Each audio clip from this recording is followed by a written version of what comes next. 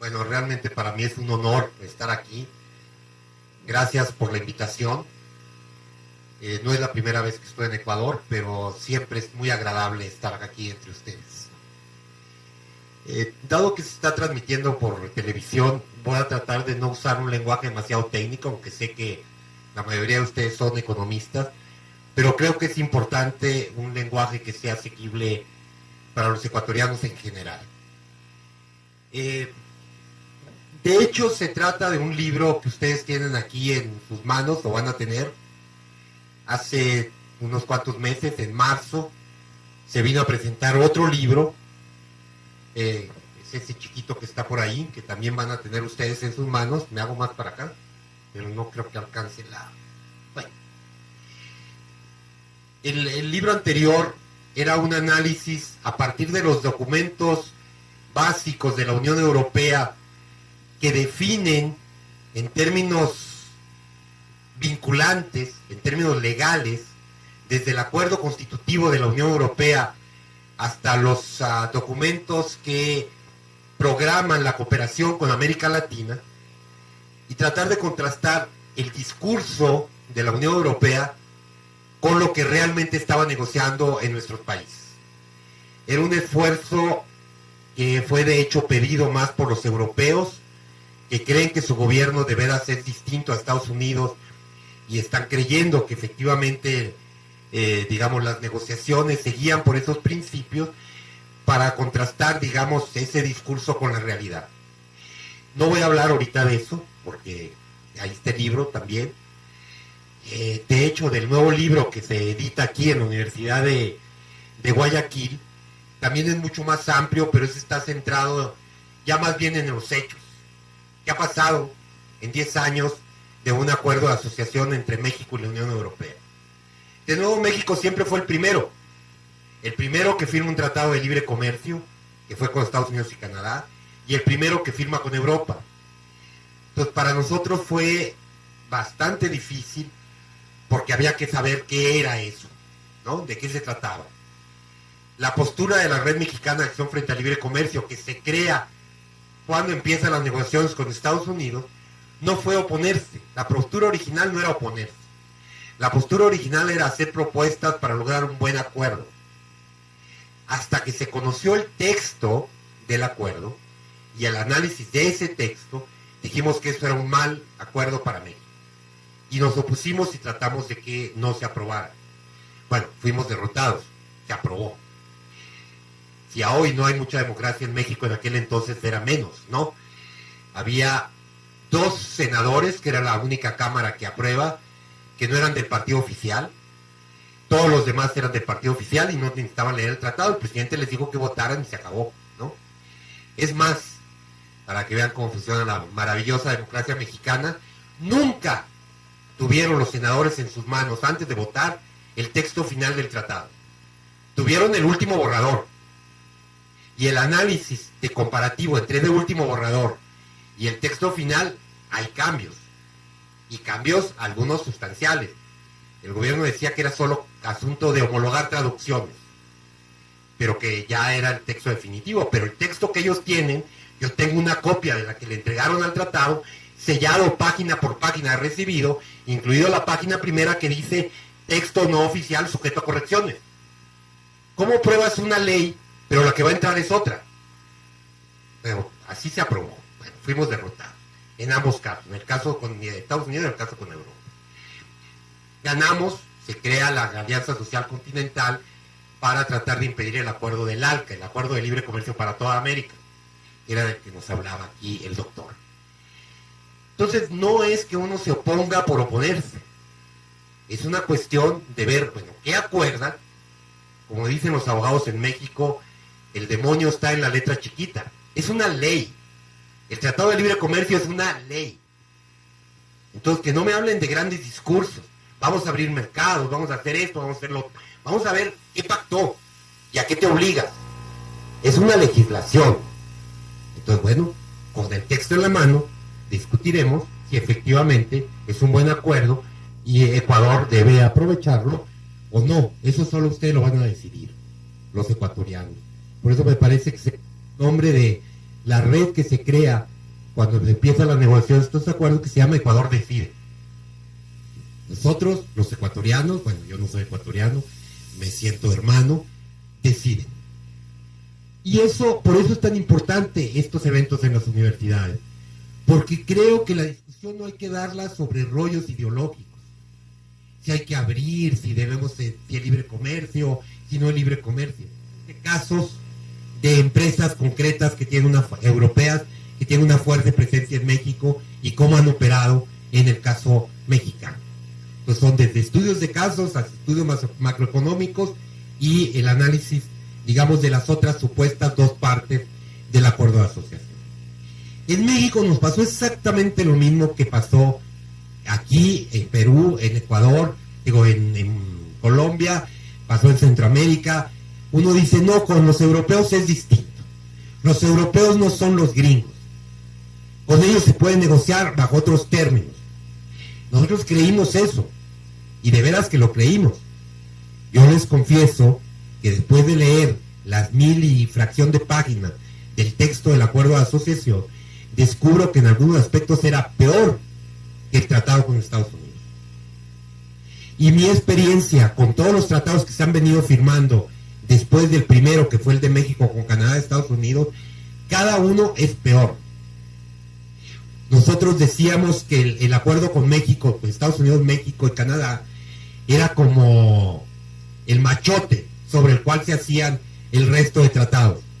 Conforme fuimos conociendo los textos de los de otros acuerdos, después con Chile, y así se fue yendo, descubrimos que en realidad el Tratado de México era como el piso. Ya conseguí esto con México, y de ahí para adelante vamos a ver qué más conseguimos con el resto de países. A como te dejes.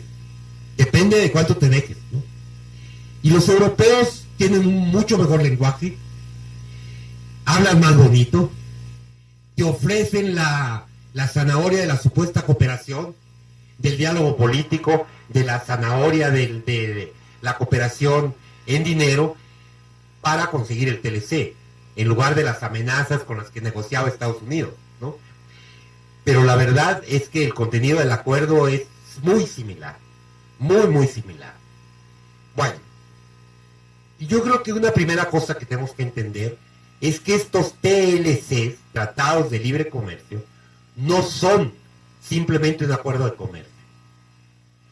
Y aquí se ha neutralizado mucho la discusión porque el presidente Correa afirma y vuelve a afirmar que no firmará ningún TLC, que va a firmar un acuerdo para el desarrollo, pero no un TLC.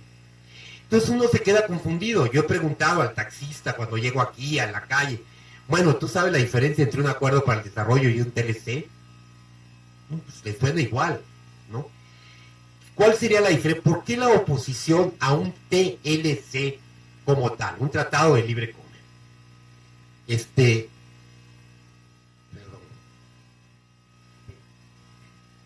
El problema está, hay dos discursos totalmente distintos.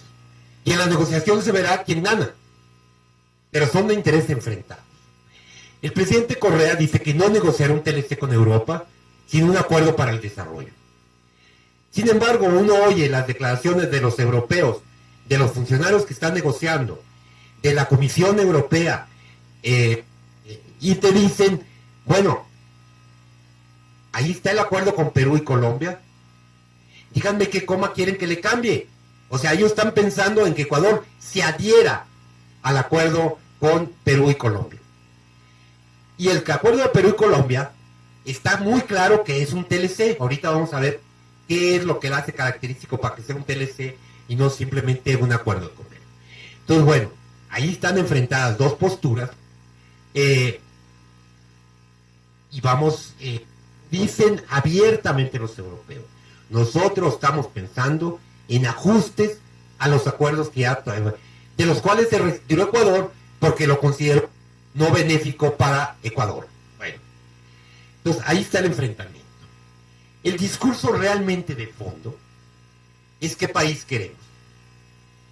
Eso es lo que realmente hay que discutir y los ecuatorianos deberían discutir. Desde esa decisión de qué país queremos, entonces desde ahí entraríamos a negociar con quien sea pero pensando que eso sea un instrumento para conseguir el país que queremos.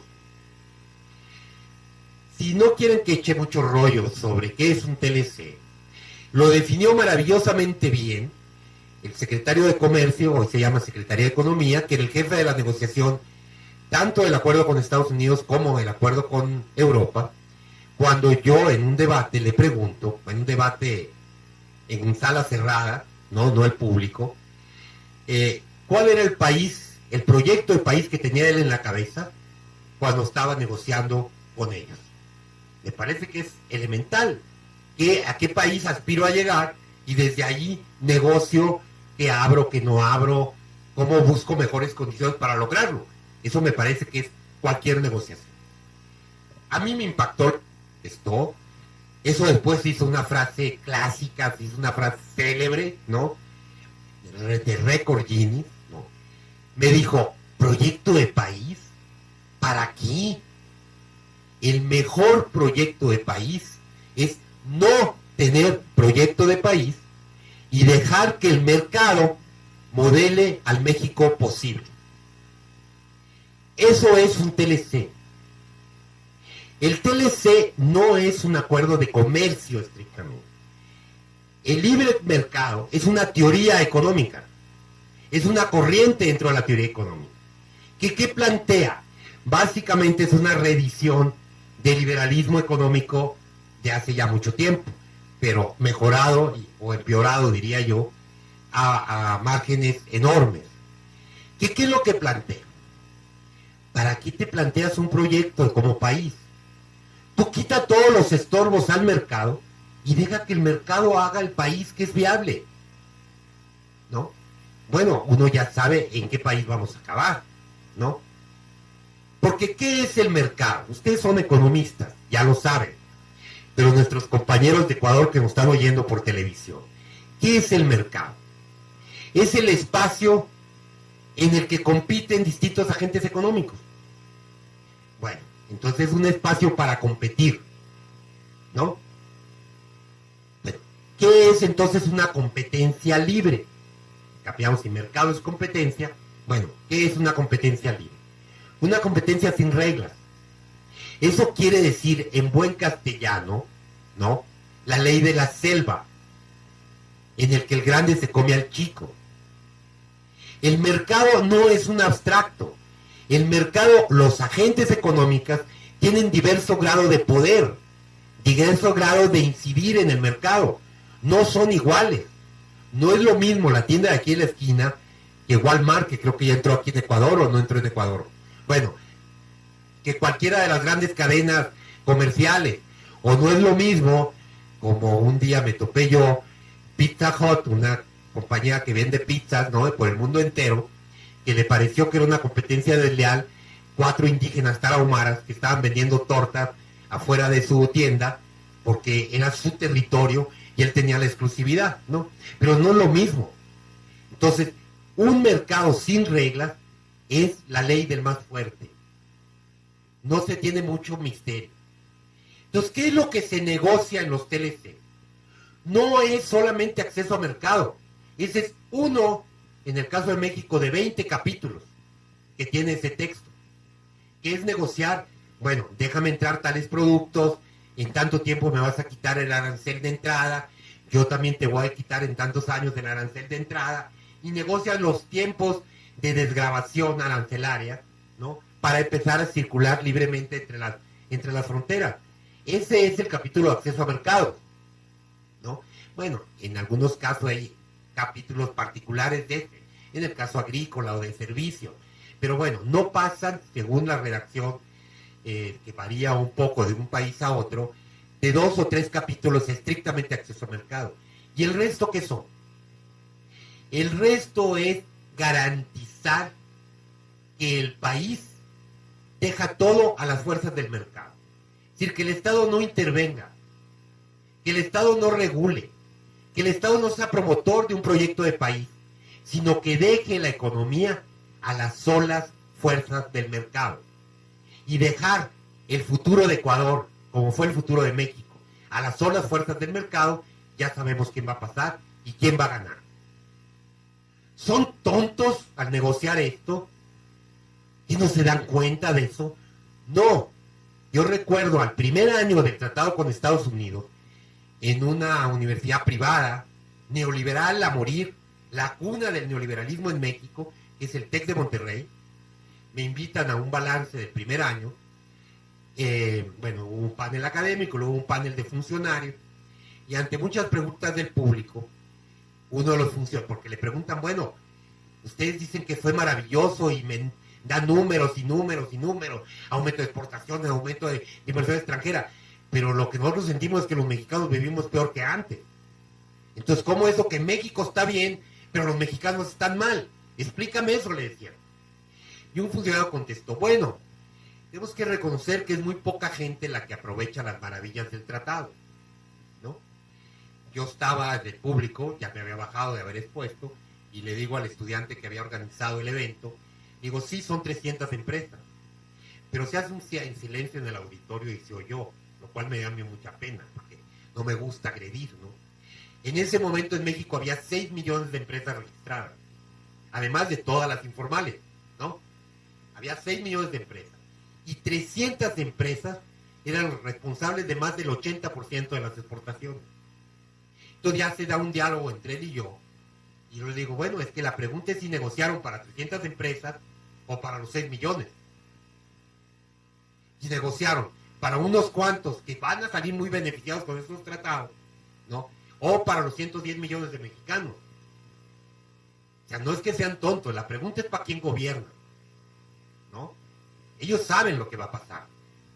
Y por supuesto que en los países nuestros habrá quien gana con ese tratado. Pero la pregunta es si gana el país, si gana el conjunto de los ecuatorianos.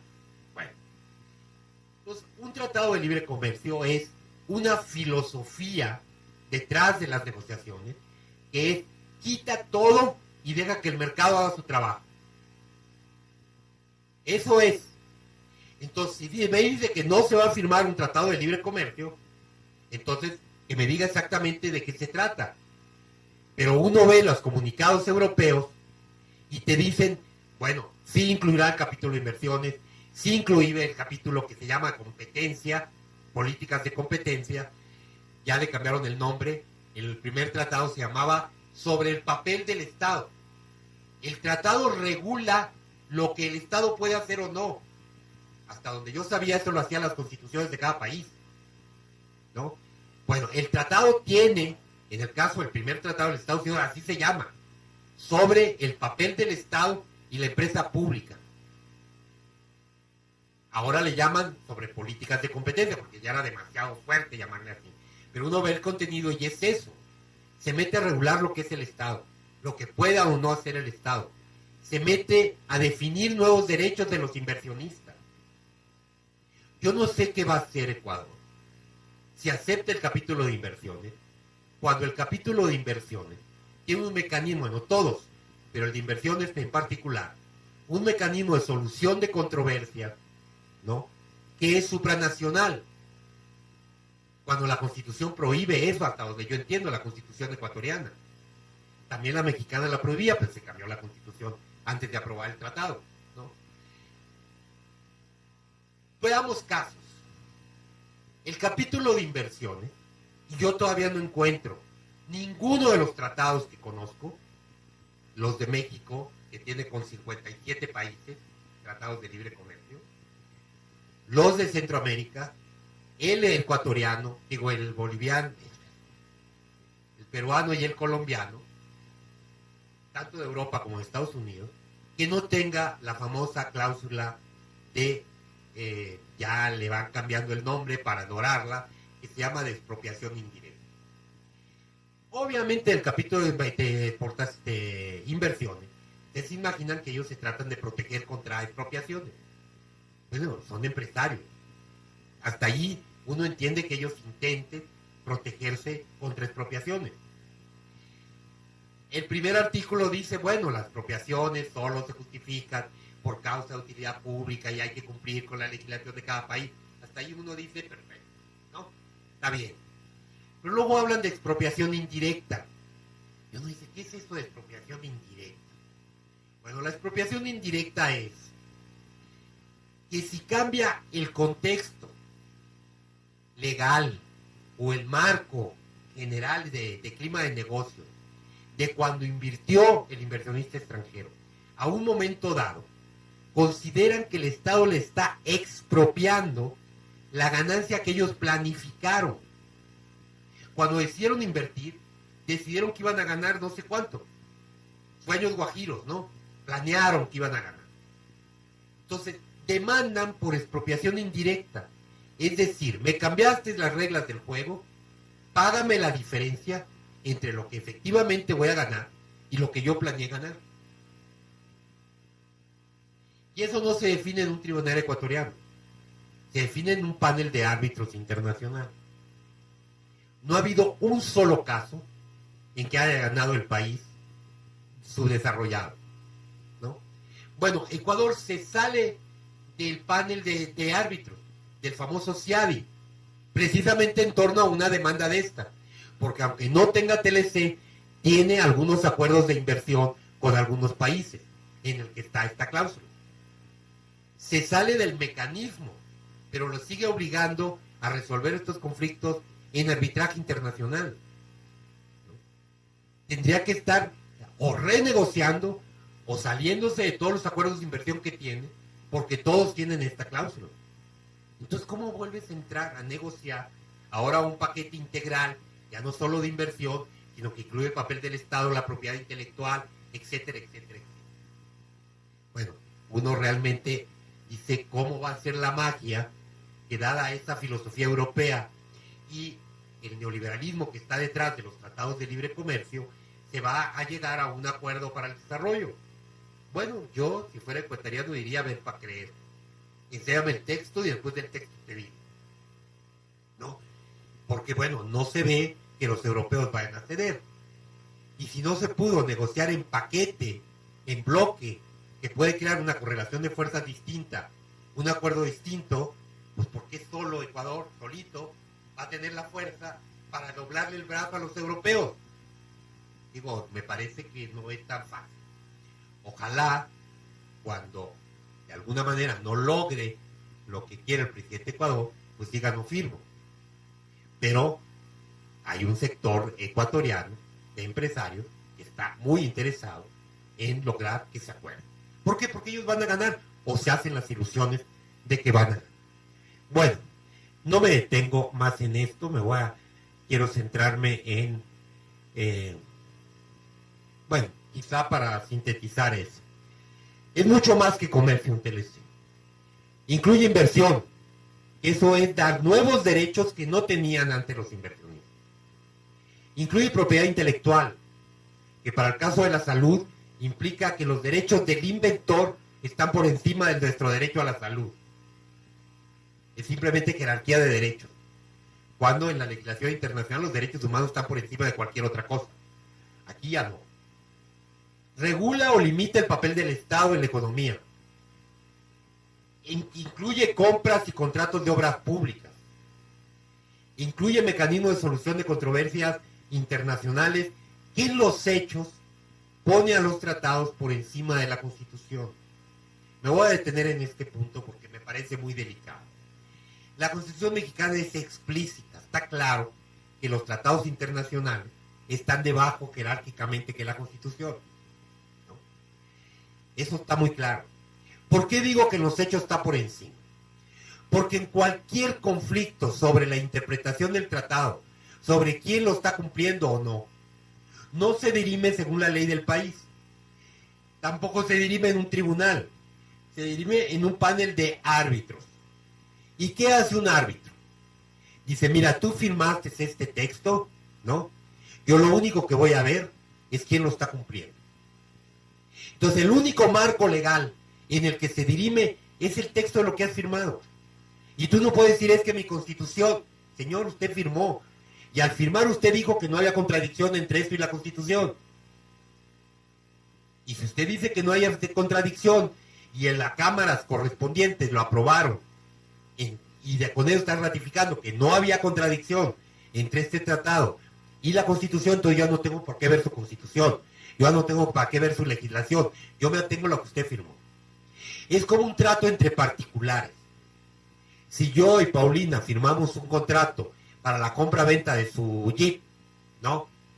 Y yo digo, allí firmo, que se lo voy a comprar en 5 veces más el precio de lo que vale en el mercado, y luego yo me voy a la esquina y me doy cuenta que está muy caro, pero yo ya firmé, voy a un panel de árbitros, le digo, oiga, es que me está robando, me está vendiendo en 5 veces más el Jeep de lo que realmente vale. Dice, bueno señor, usted se debería haber dado cuenta antes, usted firmó que le iba a pagar eso. Entonces yo lo único que interpreto es quién está cumpliendo lo que firmó. Entonces en los hechos la Constitución queda anulada para cualquier controversia con inversiones extranjeras o para cualquier controversia en el comercio internacional. Se va a dirimir en un panel de árbitros que solo deciden quién está cumpliendo con lo que pactó. Entonces, esta ley en los hechos, en lo que corresponde en su aplicación, está por encima de cualquier legislación. Es más, las otras legislaciones simplemente para los extranjeros no existen. Así de sencillo, ¿no?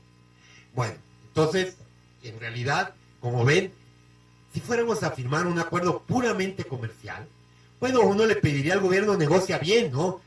¿Qué abres, qué no abres, qué productos dejas de entrar, qué productos no, en qué plazos podemos ser competitivos para que no nos coman? Sí, es una cuestión de una buena negociación. Pero el asunto es que no están negociando solamente acceso a mercado. Cuando los empresarios dicen no podemos quedar aislados, de acuerdo, ellos buscan mercado, tienen toda la razón para buscar mercado. No hay problema con eso. Que los gobiernos deben de buscar abrir mercados en otros lados y que por supuesto pues va a haber cierta reciprocidad, ¿no? Nadie te va a abrir su mercado. Tú déjame vender en tu territorio, en tu tiendita, pero yo no te dejo vender en la mía. Bueno, vas a negociar un acuerdo equitativo, ¿no? Más o menos, a mí me interesa que entres tus productos y algo equivalente que tú entres, ¿no?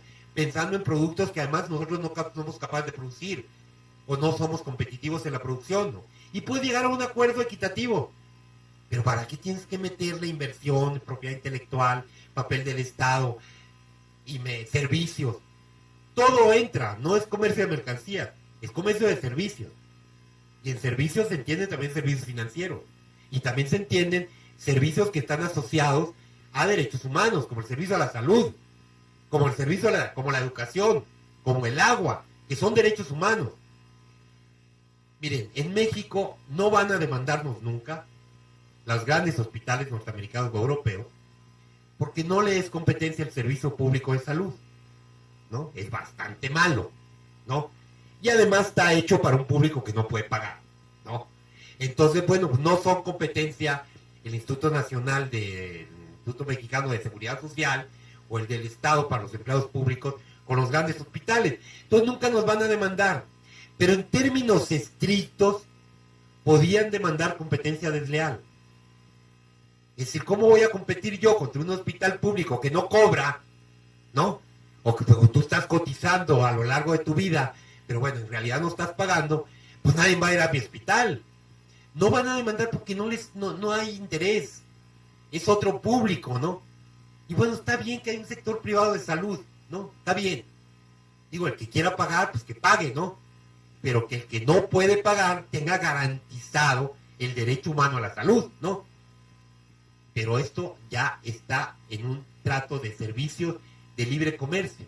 Si un día las instituciones mexicanas, como yo espero que en Ecuador sí lo sea, digo, son muy distintos los países, el sistema público de salud funciona, es eficiente, es bueno, es de alta calidad, tiene las medicinas adecuadas, tiene la tecnología adecuada, claro que te van a demandar como competencia desleal, porque no puedo yo competir con eso. Es libre mercado, ¿no? Bueno, eso es lo que está en juego. Todo se vuelve mercancía. Sujeta, pero si es mercancía la salud, pues ya no es un derecho. Entonces, si tienes dinero, tienes acceso. Si no tienes dinero, no tienes acceso. Sí, eso no ha pasado. Pero ya hay una demanda de Canadá de UPS, la empresa de paquetería estadounidense, contra el servicio postal canadiense. Es público. El servicio postal canadiense es muy eficiente, es barato, llegan a tiempo, todo funciona muy bien. Entonces, la empresa norteamericana no logra penetrar ese mercado porque no logra competir contra una empresa eficiente pública. Y no está subsidiada. No es una empresa que esté subsidiada. Simplemente es una empresa de un tamaño que funciona en todo el país, que se creó hace muchos años, ¿no? Tiene sindicato, tiene todo, ¿no? Y entonces, bueno, no pueden competir. Lo demandaron como competencia desleal. Y por lo menos los abogados canadienses con los que yo he platicado, te dicen, no encuentro más razón de la demanda de la competencia desleal que el hecho de que sea pública. El hecho de que sea pública ya la consideran estatal, pues, ya lo consideran un comercio desleal. Porque no argumentan ni subsidios, ni tipo de cosas que pudieran decir no son competitivos. Bueno, y si lo fueran subsidiados, ¿por qué no puedo subsidiar yo el sistema de salud?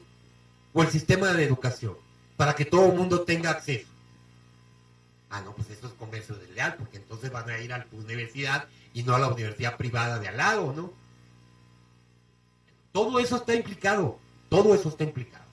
Bueno, no me quiero detener. Toda la filosofía que está en los tratados es volver legislación el neoliberalismo. Y si uno ve cómo nace la idea del Tratado de Libre Comercio históricamente, fue clarísimo. En el caso de México, que fue el primero, el neoliberalismo ya estaba imperante, pero absolutamente imperante. En México y en prácticamente toda América Latina, para principios de los 90. O sea, el neoliberalismo ya estaba dado. Entonces uno dice, ¿para qué necesitan un tratado? Ya lo tienen, ¿no?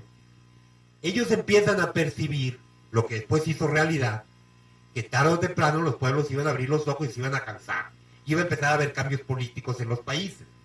Entonces ellos se preguntan, ¿cómo puedo garantizar que si llega otro tipo de gobierno, me van a garantizar este modelito económico tan benéfico para mí? Cuando tú eres el grande, pues obviamente la ley de la selva tiene la que te conviene. En eso no hay duda. Entonces se preguntan qué hacer. Y el susto llega a mayores cuando en México, en 88, el PRI, 70 años consecutivos en el poder, un partido de Estado que no parecía que pudiera ser vencido, es vencido y se tiene que hacer un fraude para imponerlo.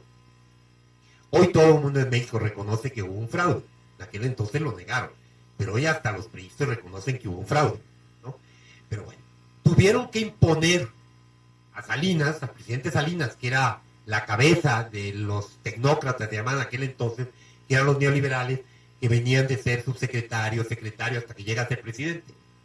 Finalmente llega a la presidencia la cabeza intelectual de los neoliberales en México. Bueno, lo tuvieron que imponer por un fraude. Entonces eso asusta a los norteamericanos. Si eso puede pasar en México, ¿qué me puedes esperar en el resto del continente? Y no andaban tan errados, ¿no? Empiezan los cambios, Venezuela, Ecuador, Bolivia, Argentina, Brasil, ¿sí? Se empiezan a dar diversos modelos, pero que tienen algo en común. Empiezan a buscar su propio camino. Y dejan de seguir a pie juntillas lo que les dictaba el Consenso de Washington o el Fondo Monetario Internacional. Más o menos exitosos, más o menos radicales los cambios, pero todos tienen algo en común. Van a buscar su propio camino. Y eso los apanica. Entonces dice, ¿cómo garantizar que el modelo siga cuando ya no tenemos gobiernos amigos? Bueno, el Fondo Monetario ha funcionado para eso, pero el Fondo Monetario también tenía unos años después la experiencia con Argentina, que cuando un gobierno se planta y dice, espérate, eso que me estás proponiendo yo no te lo firmo. Y se siente a negociar verdaderamente y no de espejo del fondo de que el otro mueve la cabeza y el país mueve la cabeza, no. Y entonces, bueno, no pudieron imponer la carta de intención que querían imponer en Argentina. Argentina les dijo, primero en mi país y luego pagarles. Entonces negociemos un acuerdo para que les pueda pagar sin que eso me mantenga a mí en la recesión permanente. Entonces yo pago un porcentaje de las divisas que vendren por exportación. Y hagamos un nuevo plan de pago sobre la base de que el grueso de las divisas que entran, yo los voy a usar para reactivar la economía y fijemos un porcentaje con los cuales voy a pagar.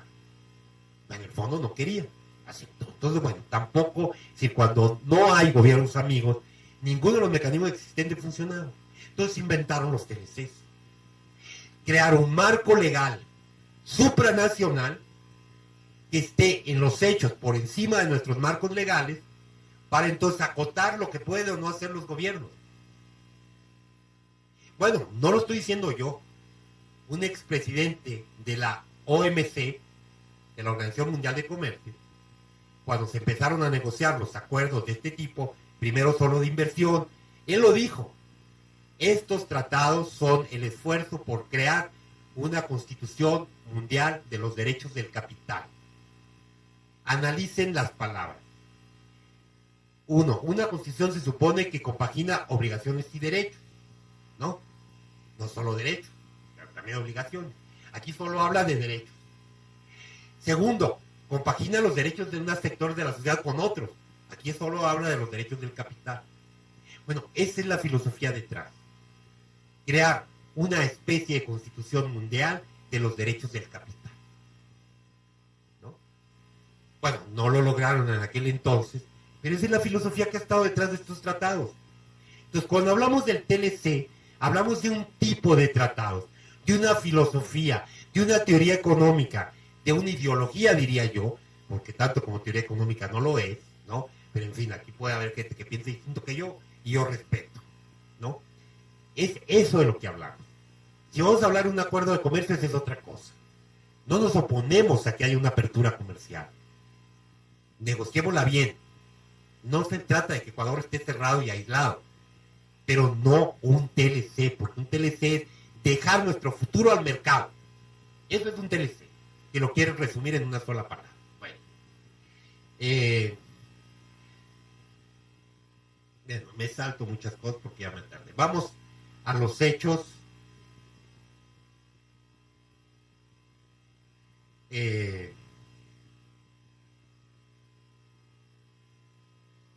Algunos resultados en 10 años. Yo invitaría a leer el libro porque lo que se puede hacer aquí son casi cápsulas, ¿no? Bueno, es importante evaluar a México, esos son los tratados que tiene, ¿no? Se pueden dar cuenta y ahí ese mapa no se deja modificar, entonces no pude agregar los últimos, ¿no? Pero son 57 países con los que tenemos tratados. Quiero hacer una aclaración. El libro, el balance se hizo de una forma, ¿qué diría yo? Benéfica para ellos. Yo me pregunté, si yo evalúo el tratado sobre los resultados sociales en el país, que es como de verdaderamente se puede evaluar, y en otros textos lo he hecho, ¿no? Bueno, no queda títere con cabeza, o sea, no hay forma de defender el TLC. Es un desastre social, ¿no? Pero dije, eso sería injusto. Nunca pretendieron beneficiar al pueblo, ¿no? Entonces, trato de evaluar el tratado contra los objetivos que explícitamente se pusieron. Lo que el gobierno dijo, quiero lograr esto, bueno, vamos a ver si lo logró o no. ¿Qué es lo que quiero demostrar yo en este libro? Que no solo es malo, que en el caso de México todo el mundo lo sabe. O sea, nomás hay que contar los pobres y lo que ha aumentado los pobres. O sea, ha sido una fábrica eficientísima de pobres. ¿Quieren evaluar rápidamente? Hay 500,000 mexicanos que se van del país cada año a buscar trabajo a Estados Unidos. Perdón, 500,000 los que logran entrar a Estados Unidos. ¿No? 500,000 por año. Eso quiere decir que en los 17 años que lleva el tratado, van, pues cuenten en los millones. ¿No? Claro, es promedio. Los primeros años iban menos, ¿no? En fin. Bueno, es muy fácil evaluar socialmente. Lo que yo pretendo demostrar, que me parece más fuerte en términos científicamente, no solo que es malo, sino que ha fracasado. Lo que ellos pretendieron lograr, no lo lograron. Entonces el pueblo dice esto es malo, pero además ha sido un fracaso. O sea, nos pidieron sacrificios a cambio de ¿qué? De nada. No se lograron los objetivos. Entonces, bueno, si quisiéramos hacer una evaluación social, sería más duro. Vamos rápidamente a tratar de ver unos cuantos datos. El texto es muy extenso para tratar de evaluar. ¿Qué nos dice el gobierno? Esto es un éxito total. La estrategia mexicana que llevó a la negociación del tratado era, señores, ya el modelo anterior se agotó, no está creciendo la economía suficientemente rápido, veníamos de una larga etapa de casi milagrosa, lo que se llamó el milagro mexicano.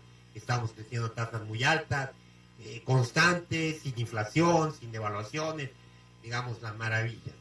Que se empieza a agotar a principios de los 70. Se pasan 10 años tratando de pensar agudamente que hasta que viene el Fondo Monetario no existe por dónde hacer.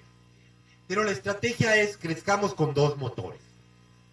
Uno que jale la economía, que es demanda externa, ¿no? Y uno que la empuje, que es inversión extranjera. Entonces logremos un acuerdo para atraer inversión y para aumentar nuestra exportación. Dicen, esto es un éxito. Las exportaciones aumentaron 575% del primer tratado para acá, ¿no? O sea, del 94 para acá. Y las exportaciones 416% si tomo en cuenta promedios anuales, porque eso sí, un año que llega muy alto, de otro para acá, entonces agarro el periodo anterior al TLC, el periodo posterior, en términos de promedios anuales. Entonces, exitosísimo, maravilloso, ¿no? Pero se les olvida que el objetivo de exportar y atraer inversión era que la economía creciera. Y se supone que crece y genera empleos y bueno, todas las maravillas, ¿no? Uno le pediría que crezca, pero crezca con distribución de la riqueza, con cuidado del medio ambiente, con buenos y mejores empleos, etcétera. Bueno, pero lo que ellos se proponían es que creciera. Bueno, pues esas son las tasas medias de crecimiento del país de eso. Ahí estoy comparando todas las estrategias que México ha seguido desde la Revolución Mexicana para acá. Las diversas estrategias económicas. Está priorizado no por gobierno, sino por cambios de, digamos, estrategia o modelo económico. La más chiquita azul que ustedes ven abajo es la tasa de crecimiento del periodo neoliberal. O sea, crecemos en promedio, tasa media, 0.59% anual. Estoy hablando del PIB por habitante, que es una manera un poco más acertada de medir, ¿no? O sea, no solo descuento de inflación, sino también crecimiento de la población. Entonces, esto ha sido un fracaso. Es la etapa de menor crecimiento mexicano. Bueno, entonces no lograron el objetivo. La gran pregunta es ¿por qué? Y si aquí tuvo que ver el tratado. Bueno, yo digo que sí. El punto clave está en que se supone que el motor iba a ser el sector externo, es decir, las empresas exportadoras y las empresas a las que llegara inversión extranjera, que lo iba a empujar, ¿no? Bueno, estos dos, que además están en el mismo sector de la economía, el 85% de las exportaciones mexicanas son industriales de manufactura y más de la mitad de la inversión está también en ese sector, ¿no? Claro, unas cuantas empresas. Entonces, ese sector donde está la inversión extranjera y donde están las exportaciones, lo que pasó con el tratado es que se desconectó del resto de la economía. Es decir, se rompieron los encadenamientos productivos para ustedes que son economistas, ¿no? Se convirtieron en una máquina, en la máquina del tren, ¿no? Que va a toda velocidad. Se quintuplicó las exportaciones y también algo similar la inversión extranjera. Va a toda velocidad, pero desconectaron los carros del tren. Entonces, el país no crece, crecen esas empresas, ¿no? ¿Cómo demuestro esto? Bueno, hay un dato muy simple. Casi la mitad de las exportaciones, y también ahí está una buena parte de la inversión extranjera, son maquiladoras. Supongo que aquí la palabra les dice algo, ¿no? Existen las maquilas aquí, ¿no? Las maquilas para la exportación. El 45% de las exportaciones totales son maquilas. Viendo el petróleo, que México es un país petrolero. Bueno, ¿saben cuánto en el país de los insumos de las maquiladoras? El mejor año, ahí otra vez le hago el favor, el año con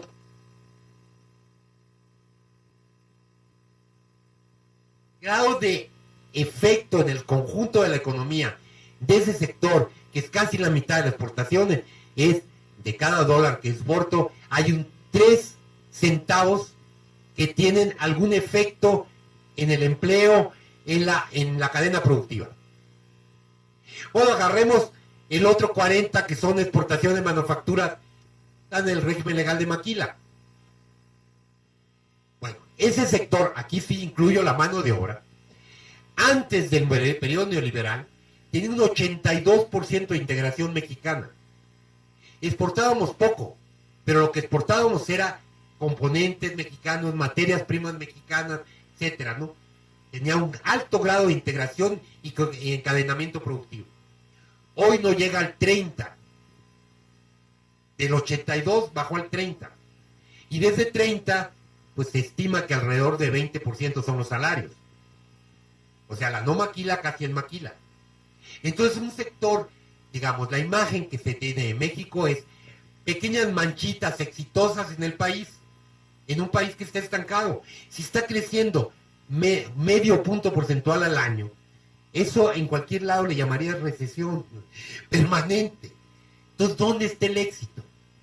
Logran los medios, que es exportar y atraer inversión, pero no logran el objetivo que es crecer. ¿Y por qué? Por la letra chiquita del tratado. A ver, voy a plantear, bueno, ¿por qué las empresas dejaron de comprar insumos mexicanos? Bueno, puedo hacer todas las explicaciones técnicas que ustedes quieran, y en las preguntas podemos entrarle a eso. Pero veamos un empresario hacía piezas para los frenos de los carros. No era nada. Aquí al Volkswagen, al típico Volkswagen, el escarabajo. Bueno, prácticamente el escarabajo se producía solo en México para el mundo.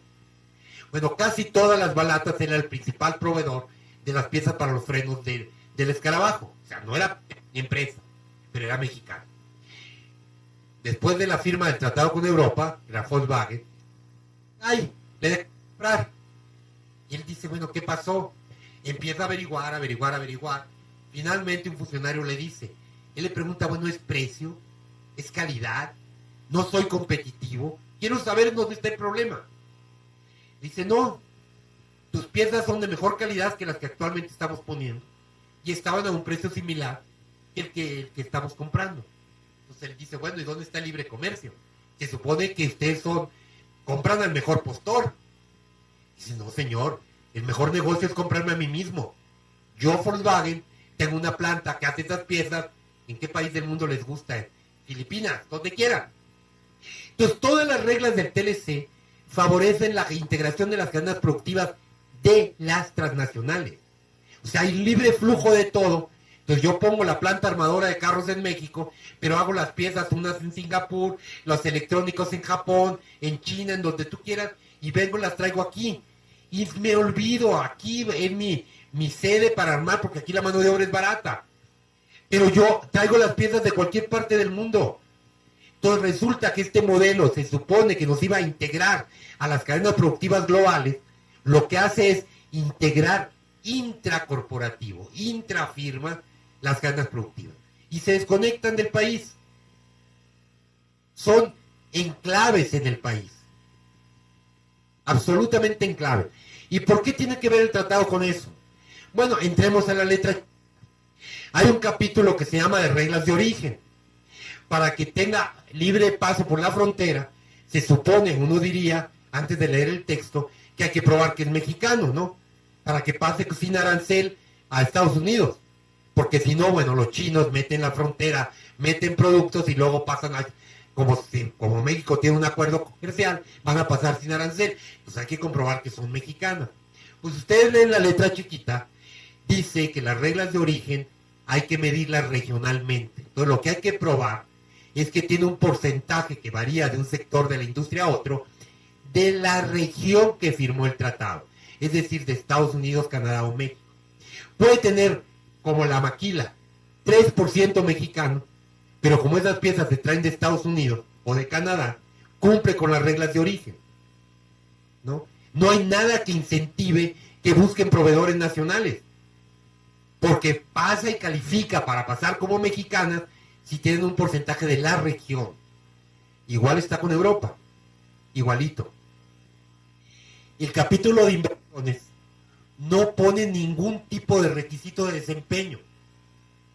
Antes en México había requisitos de desempeño. Está bien, ven a invertir aquí, haz negocios, si no vienes, te dejo el espacio para que hagas negocio, pero hay ciertos requisitos. En México había requisitos, es decir, bueno, ten una balanza comercial equilibrada. No importes más de lo que exportas. Compra un porcentaje de insumos en el país. Y eso estaba en la ley. Todo eso se acabó. Entonces pueden comprar donde les dé su regalada gana. Ni siquiera buscan en el país. Bueno, este mismo empresario, caído, muy creativo, dice, bueno, voy a entrar a un nicho de mercado en el que no pueden competir conmigo. Voy a hacer estas mismas piezas, no para carros, no sé cómo le llaman aquí en medio, se llaman balatas, ¿no? ¿Cómo le llamarán aquí? Pues son las piezas que se abren para frenar las llantas. ¿Cómo? Zapatos. Bueno, voy a hacer zapatas para la industria ublera de las llanteras, que son piezas muy grandes, cada una usa de un tamaño distinto, entonces la pequeña empresa difícilmente puede competir, porque tiene que estarse adaptando 3 piezas de una y 5 de la otra. Entra, le vuelve a ir bien, de repente se le cae, vuelve a hacer la misma averiguación, era gringa, y le contestan, nos llegó una circular de la planta matriz diciendo que no compráramos nada en México. Una decisión política y le dio al traste. No hay forma de entenderte de eso. Es la absoluta libertad del inversionista. No tiene ningún compromiso con... Y tú le diste garantías de superderechos, expropiación indirecta, y te voy a pagar, el negocio te disminuye. Y no es chiste. ¿Cómo demandaron a Bolivia después de la guerra del agua? No demandaron decir, sí, Bolivia, contrato. Yo entiendo que en comercio internacional, tú rompes un contrato, pues el otro te va a cobrar daños y prejuicios, ¿no? Hasta ahí. Y se entiende. Pero no cobró daños y prejuicios. Cobraba la ganancia esperada de los próximos 10 años y todavía no invertía un solo dólar, ¿no? Y bueno, se va a demandarlo al CIADI, ahí está el conflicto, porque México, Ecuador se sale del CIADI, ¿no? ¿Sí? Bueno, entonces, bueno, les das niveles de derechos y no tienen ninguna obligación. Créanme, en un curso hace años, en la universidad en la que doy clases, yo ofrecía a todos mis alumnos 100, que es la calificación máxima, sin examen, sin ir a clases, sin preguntar nada, a quien me encontrara una obligación de las transnacionales en el texto del tratado. Ninguno lo encontró. La verdad es que merecían ser tronados todas, porque si hay alguna que otra, pero no la encontraron. O sea, está tan perdida, tan menor, y bueno, el incentivo era suficientemente grande, ¿no? Pasa el curso sin tomarlo, ¿no? Es una obligación. Después les mostré, porque tuvieron que ir al curso, las obligaciones que había, pero son nada comparado con los derechos que adquieren. Bueno, de esto es lo que estamos hablando. De digamos, un país que apuesta al sector exportador, apuesta a la inversión extranjera y resulta que no logra crecer. Entonces, ¿quién se benefició? Las empresas exportadoras. ¿Quién se benefició? Esas 300 empresas. Hoy puede ser que sean 500 o 1000. ¿No? De todos no son nada. Donde llegó la inversión extranjera. Y además, si empiezas a ver la propiedad, la mayoría son transnacionales que operan en el país. Entonces, si somos una potencia exportadora, como somos el lugar desde la plataforma desde la que las 7% de las exportaciones totales son del sector automotriz. Todo es extranjero, todo. No hay ninguna empresa mexicana. El 20% del total son las automotrices. Sí, todas son extranjeras, ¿no? Bueno, eso es empresas transnacionales que vienen y usan la mano de obra barata y exportan desde México. Para México es contabilizado como exportación, ¿no? Pero bueno, es ellos mismos que se compran entre sí. Una buena proporción de transportaciones son comercio intrafirma, al interior del propio corporativo, que aislados del país. Bueno, podríamos ir capítulo por capítulo del tratado para mostrar que este efecto que se vio de enclaves exitosos en un país fracasado, ¿no? Es fruto de las reglas del juego que se pactaron en el tratado. Eso es lo que hay que cuidar. No fue un acuerdo de comercio. Bueno, para terminar, porque ya, en el caso de Europa, donde se acomodó Europa fuertemente, es en la banca. Hoy, el 88% de los activos de la banca son extranjeros. Eso benefició al país. Ya no tengo datos tiempo para dar todos los datos de detalle. Bueno, las tasas de interés que en México compra esa banca, por ejemplo, en tarjeta de crédito, llegan a ser hasta 4 veces más que lo que cobran en su país de origen. Vamos a tener una banca moderna, vamos a dar crédito. Uno ve el volumen de crédito que da la banca en su conjunto, pero insisto, el 88% es extranjera. La banca en su conjunto, al sector productivo, ya ha bajado como porcentaje del PIB, desde que es extranjera. Captan dinero al público mexicano y lo usan para lo que ustedes quieran. BV, el Banco Bilbao Vizcaya, que aquí está, ¿no? Tiene más ganancias, no como relativas en porcentaje a su inversión, ganancias en absoluto en México que en España. Y el tamaño de la economía de España es mucho mayor. Y sin embargo gana más en México.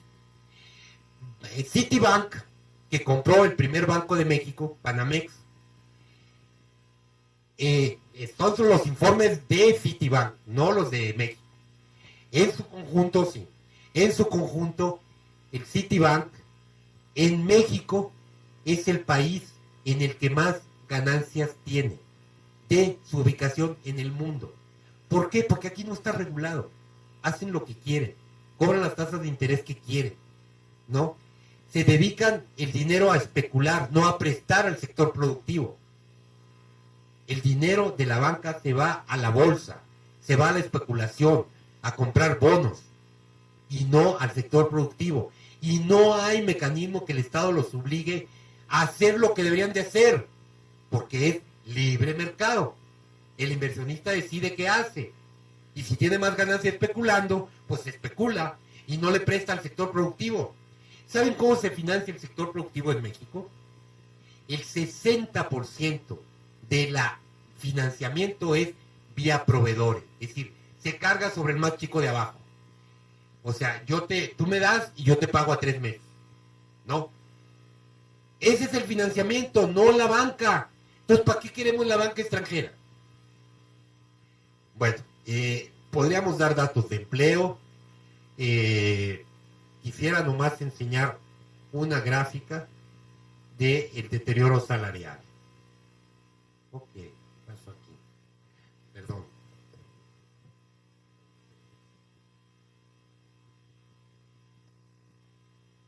Esta gráfica es el salario real, es decir, el poder de compra del salario, y la etapa neoliberal es esa caída. ¿No? ¿Por qué? ¿Qué tiene que ver con esto? La etapa anterior en que está subiendo, bueno, son drásticos. Hoy está al 25% de su poder de compra de lo que tenía en su momento mejor, que fue en 1976. O sea, puede comprar la gente con su salario la cuarta parte de lo que compraba antes. Para que vean lo drástico de eso. Pero, ¿por qué cayó? Porque antes era un modelo orientado a vender en el interior del país. Era un modelo orientado al mercado interno. Y cuando está orientado al mercado interno, hay un límite a la voracidad del capital para bajar los salarios. ¿A quién le voy a vender? Si yo concentro toda la riqueza y pago unas miserias, ¿a quién le vendo? ¿Sí? Eso se resolvió con la globalización. Produzco aquí, exterior. Entonces aquí la gente puede ser pobre y la economía sigue funcionando. Porque no me interesa venderle a los mexicanos. Entonces, ¿cuál era la lógica de la política salarial? Entre más bajos sean, es un atractivo para que vengan a invertir. Y bueno, y la pobreza no importa. Hay que atraer la inversión. ¿A costa de qué? Del salario bajo. Lo otro es también abaratar las exportaciones para que sean competitivas. No me digan que México compite por mayor calidad, compite por costo. Y compite por costo por el bajo precio del salario. Y por no regulaciones ambientales. Termino. Dijimos que crecía 0.59% como tasa promedio, tasa media anual. Si yo internalizo los costos ambientales, y hay un cálculo oficial de la Oficina de Estadísticas Oficiales del Gobierno, el costo del agotamiento y de la degradación ambiental en promedio en los últimos 15 años es 10% del PIB. Si yo internalizo esos costos, en realidad la economía no crece. Crece 0.59, medio punto porcentual, pero hay un costo ambiental de 10%. Bueno, ese es el país que generó los TLC. ¿Ese país quiere Ecuador? Pues adelante, adelante. Pero que no se vayan con la finta de lo que presume el gobierno mexicano. Las exportaciones crecieron, la inversión creció. Sí, pero ¿quién se benefició? Unas cuantas empresas, unos cuantos sectores, no el país en su conjunto. Gracias.